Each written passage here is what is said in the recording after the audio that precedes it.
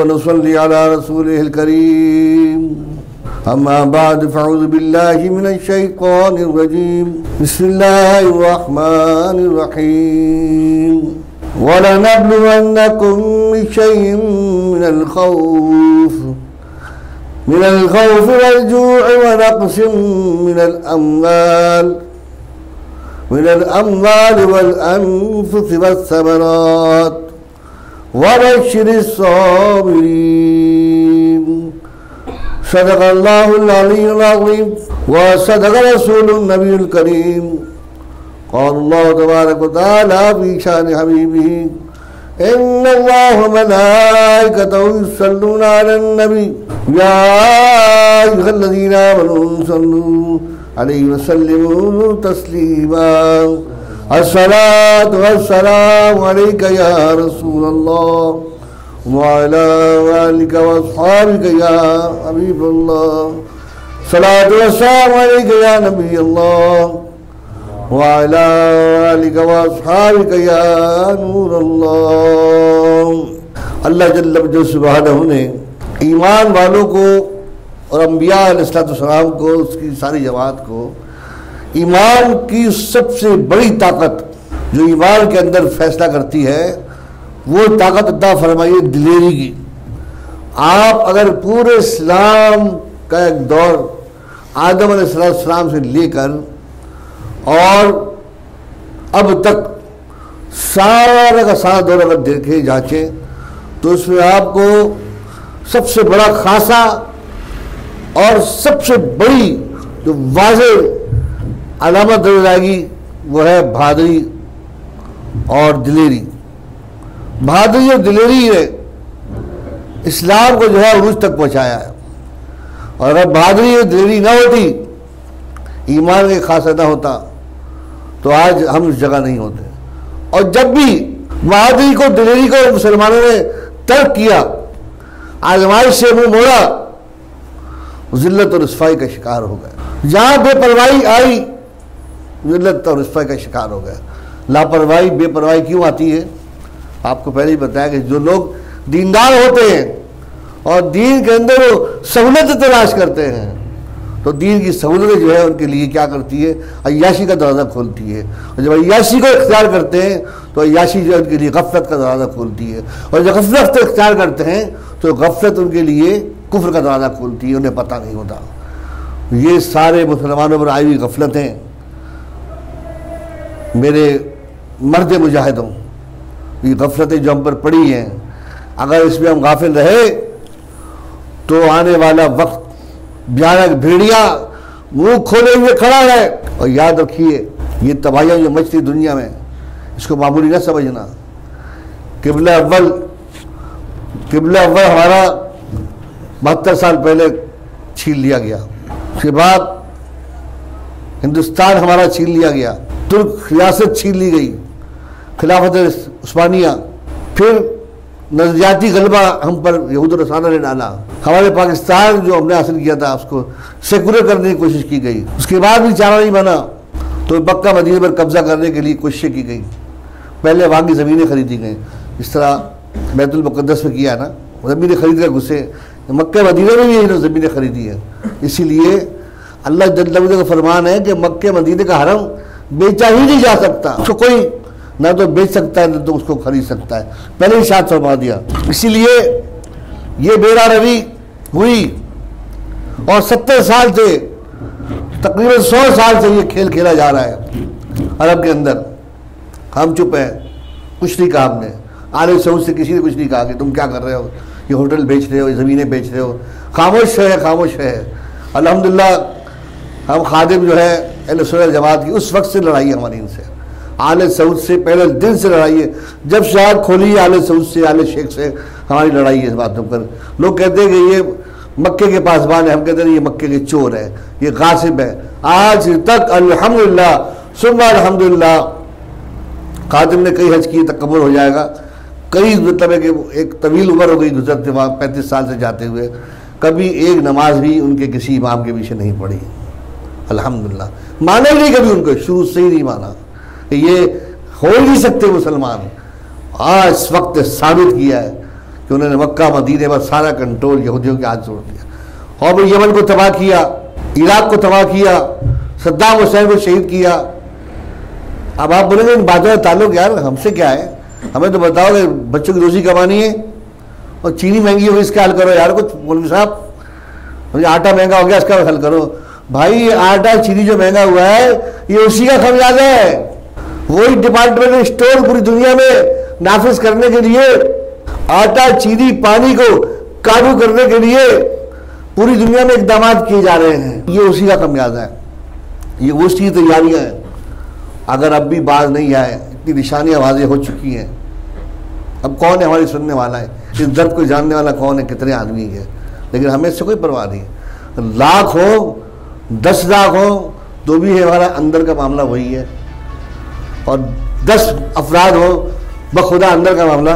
क्यों कि हमारी जीत का ताल्लुक और हमारी हार का ताल्लुक अल्लाह की रजा के लिए। तो फिर तादाद की परवाह नहीं करते कि कितने लोग आ रहे हैं कितने लोग जा रहे हैं। इस्लाम जो है वो दिलेरी पैदा करता है। आइए आज हम दिलेरी की बातें करते हैं कि दिलेरी का मकसद क्या है और इस्लाम की रियासत को कायम करने के लिए दिलेरी जो है क्यों पैदा की गई है।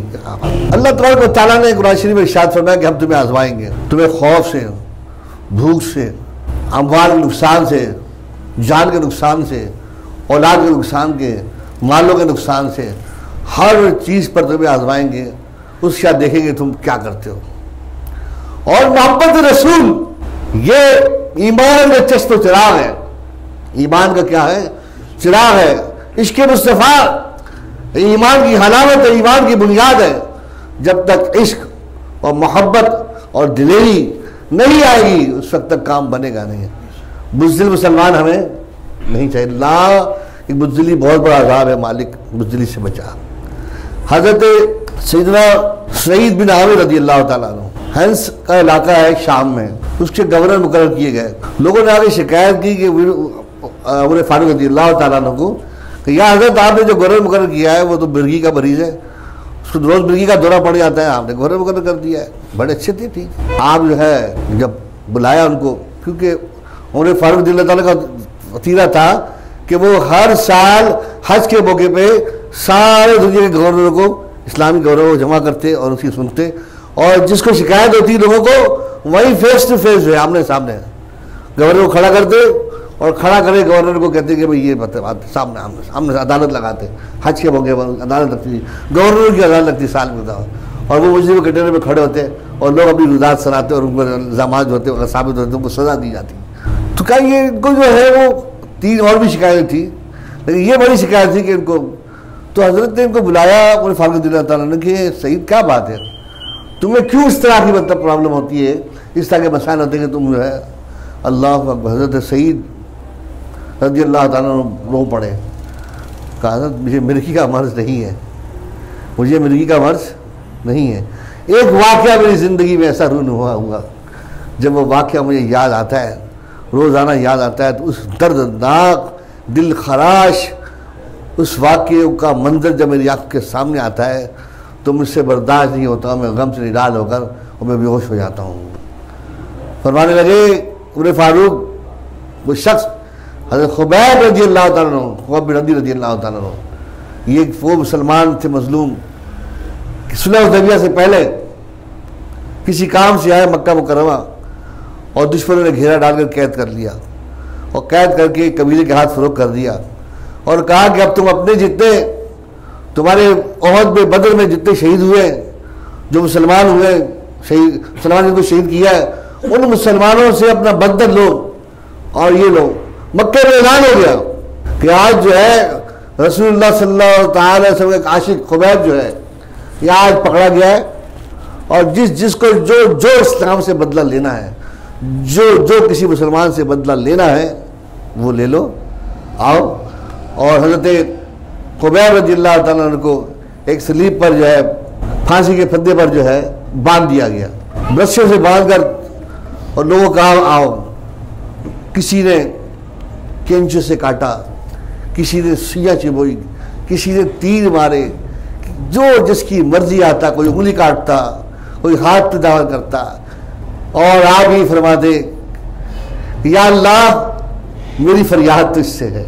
लोगों जो करना है कर लो, लेकिन मैं मोहम्मद मुस्तफ़ा सल्लल्लाहु अलैहि वसल्लम का दीन नहीं छोड़ूंगा। काफिर आए, कहा एक हाल बताओ जरा, एक बात बताओ, अगर तुम कुफ्र कर लो तो हम तुम्हें छोड़ देंगे। कहा नहीं। कहा ये बताओ कि जिसका तुमने कलमा पड़ा है, अगर वो तुम्हारी जगह हो जाओ और तुम अपने घर पर बैठे, जिस तुम्हारे रसूलुल्लाह सल्लल्लाहु अलैहि वसल्लम घर में बैठे हुए हैं, वैसे तुम अपने घर में बैठे और वो इस जगह हो, तुम कबूल पढ़ेंगे? फरमाया मैं तो अपने अल्लाह के रसूल सल्लल्लाहु अलैहि वसल्लम के एक पाँव के अंदर एक कांटे का चुभना भी बर्दाश्त नहीं है। मैं उनकी जगह हूँ, मैं तकलीफ में हूँ, मुझे खुशी है, मैं उनका गुलाम हूँ। और फिर फरमाने लगे लोगों मेरी ज़बान काट लो, मेरा जिस्म काट डालो, वह खुदा में नहीं डरता। मुझे एक चीज़ डराती है, मुझे डर है तो एक चीज़ का डर है कि कहीं ऐसा ना हो कि अल्लाह के रसूल सल्लल्लाहु अलैहि वसल्लम की नाफरमानी हो जाए और मैं जहन्नम की आग में झोंक दिया जाऊँ। मुझे उस चीज़ का डर है कि कहीं नाफरमानी की वजह से जहन्नम में झोंका जाऊँ। लोगों ने तीर मारे, गोश्त काटा, लहू लहान करके आखिर में ज़बान काट दी। ज़बान काटने लगे तो फरमाया लोगों मेरी ज़बान काट लोगे, लेकिन याद रखो दीन इस्लाम का परचम बुलंद ही रहेगा, दीन जिंदा ही रहेगा, मेरी ज़बान से दीन बंद नहीं होगा, मेरी ज़बान काटने से दीन इस्लाम ख़त्म नहीं होगा।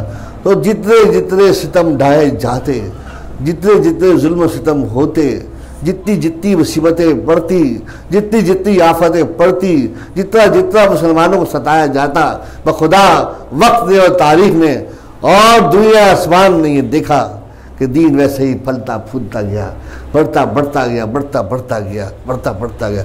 जुल्म जितने हुए दीन और बढ़ा। याद रखो मुफस्सिर फरमाते हैं कि खून जो है बहने से ख़त्म नहीं होता। खून अगर बहे तो बहने से ख़त्म नहीं होता। एक खून ख़त्म होगा, दूसरा आएगा, तीसरा आएगा, चौथा आएगा। खून बहने से ख़त्म नहीं होता। खून जो है को मुंजमद होने से ख़त्म होता है कि कोई ढेर होकर लेट जाए वो कीड़ों का निशाना बन जाता है। मुंजमद होकर कीड़ों का निशाना बन जाता है, कीड़े खा लेते हैं। सर्द ना हो खून, सर्द ना हो, बेहिस ना हो, मुंजमद ना हो, बहता खून तो मोमिनों की निशानी है। बहता खून मोमिनों की निशानी है। अब मैं आपको जो जगा रहा हूँ, मैं आपको कह रहा हूँ, मैं ये नहीं कह रहा कि आप अभी तलवार लेकर निकल जाएं, लेकिन मैं आपको बुनियादी तौर पर समझाना चाहता हूँ कि इस्लाम जो है वो किस चीज़ का नाम है? दिलेरी का नाम है। दिलेरी सिखाता है। क्यों? कि सारी दिलेरी, ये सारे तकवे, ये सारी परहेज़गारियाँ नज़रिया इस्लाम की आबियारी के लिए सहाबा इकराम रिज़वान और बुज़ुर्गान दीन ने हमें अता फरमाई। सारी आबियारियाँ दीन की, सारे तकवे, सारी परहेज़गारियाँ कि दीन को कायम करो, दीन की रियासत को कायम करो और रियासत में ऐसे उसूल बनाओ ताकि दुनिया देख सके कि दीन इस्लाम का जो रियासती निज़ाम कैसा निज़ाम है। और मैं बार बार आपको कहता हूँ लोगों भी क्या करो कि दीन इस्लाम में जो है अदल फारूकी की है तो फ़क्र हैदरी, अदल फारूकी फ़क्र हैदरी और दिलेरी चाहिए। इस्लाम का क्या है? दिलेरी। और कोई भी मतलब है कि मिस्कीन फ़कीर को नहीं, दिल जो है वो बादशाह वाला हो, तज़े ज़िंदगी गरीबों वाली हो। इसलिए कहीं पर भी इजाज़त नहीं दी गई कि तायुशार में डाला गया है, मुसलमानों को या हुक्मरानों को तायुशार में डाला जाए, इसकी कभी इजाज़त नहीं दी।